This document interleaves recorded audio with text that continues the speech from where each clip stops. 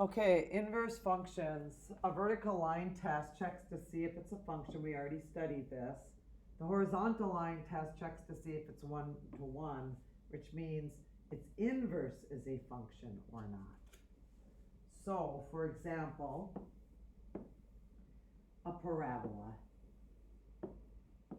If you do the vertical line test, it checks to see if the parabola is a function, and the parabola is a function. Now, if you do the horizontal line test, no, that means the inverse is not a function. And I'll show you maybe later on what I mean by that, because this is, I'll just show you right now. The inverse of that parabola is a sideways parabola. So, and you see, if I did the vertical line test, it's a no. Okay. So, we don't really need to know the horizontal. Maybe later on we do. But first of all, we're going to find how to find the inverse. And you had this in Algebra 2 last year.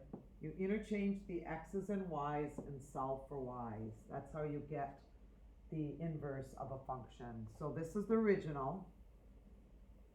And this is the original. And I'm going to find the inverse. I'm going to interchange the x's and y's. See what I did? I just interchanged the x's and y's. I'm going to subtract 3. And I'm going to divide everything by 2. So y equals a half of an x minus 3 halves, which is this right here. This is the inverse of the original, and I'll show you. I don't know if they're going to ask you to graph, but I'm just going to show you. Put your first dot at 3 and go up 2 and over 1, which is this one. You put your first dot at a negative 1.5, which is right here, and go up 1 and over 2. It's going to gradually intersect with each other. So basically, it's going to connect right there. Like this point right here is 0, 3. There has to be a point, since you interchange the x's and y's, that's on this graph, that's 3, 0. Every point on this one needs to interchange the x's and y's on the other one, so you know you've got the right inverse. Y equals x squared minus 3. This is the original. They're asking you to find the inverse. So how do you find the inverse? You interchange the x's and y's.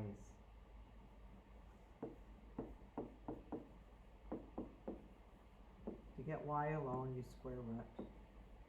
So y equals plus or minus the square root of x plus 3. This boxed in is the inverse of the other box, which is x squared minus 3, which looks like this. This is a parabola shifting down 3. This is the original. And this is a swish that moved over to the left 3.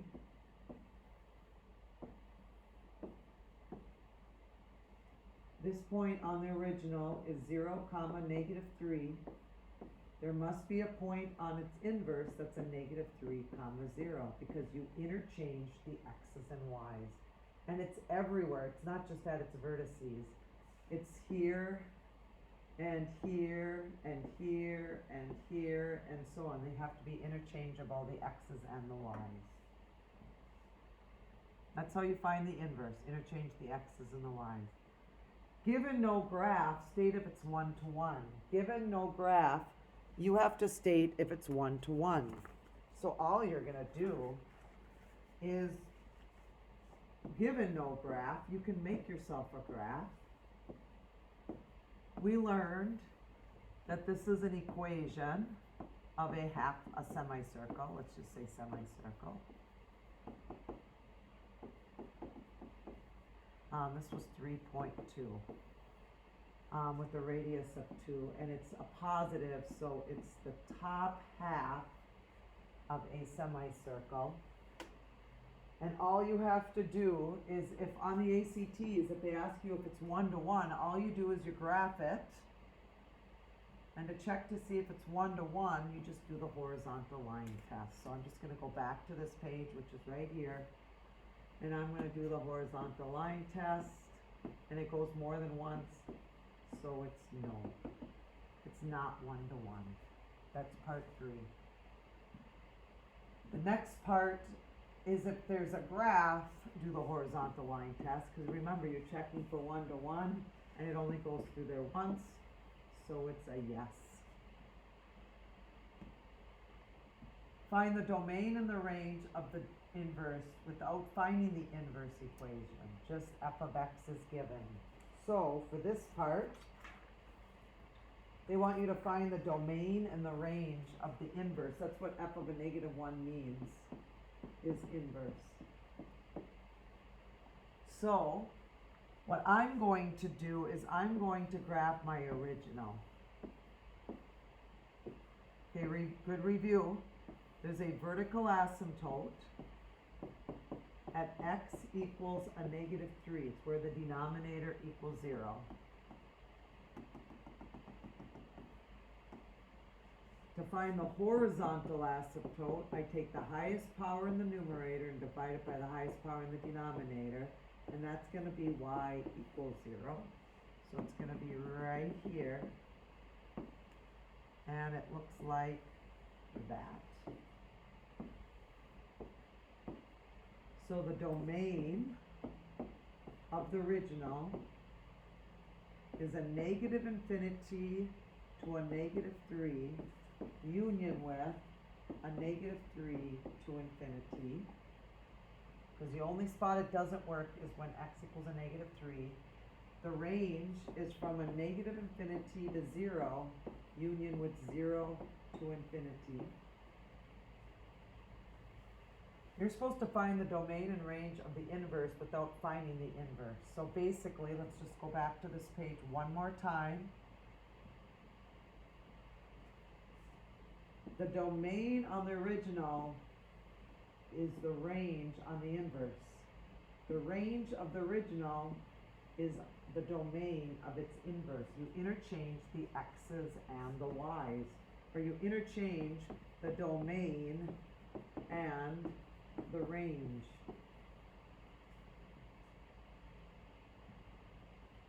So what's the domain and range of the inverse? All you do is erase this right here, make this the range, and make this the domain. And now I just found the domain and the range of the inverse.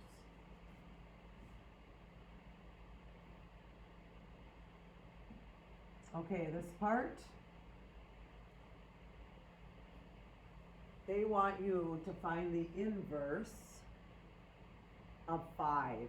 Okay, and one other assignment, we went down, and since it's the inverse, we have to go up. So we have to do f, and we have to go up, because we have to do the reverse of what we did before, which is going to end up being 3.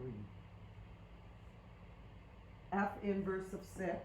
F inverse of 6 is 5. G inverse of 5 is 6. Okay, now let's just do this one. We've already had the regular one, and then this is an inverse, this is the inverse, and this is regular. So this is regular, this is the inverse, this is the inverse, and this is regular. Regular you go down, inverse you go up. So regular G of 5, we need to go down, and we get 0. F inverse means we have to go up, so we have to go up from 0. We have to go up, and we get 7. G inverse of 7 is 0. We have to go up. So now what is f of 0? We go down, and f of 0 is 2. So when you see a little negative, you need to go up on a chart. If you just saw f you go down on the chart. So keep that in mind.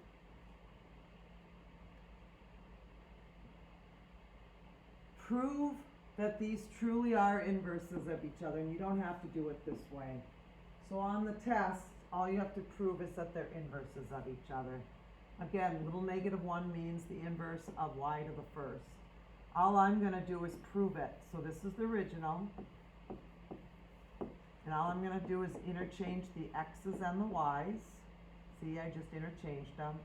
Y equals x plus 2. Does that equal that? Yes. I just proved that those are equal to each other. And the same thing down here. Prove that this and this are inverses. So I'm just going to interchange the x's and the y's. Add 2 to both sides. And then square root. Y is equal to, don't forget your plus or minus, x plus 2. I just proved by just showing you that they are the right answer. And the last part, you'll have this on the test. Given the graph, find the domain and range of the inverse.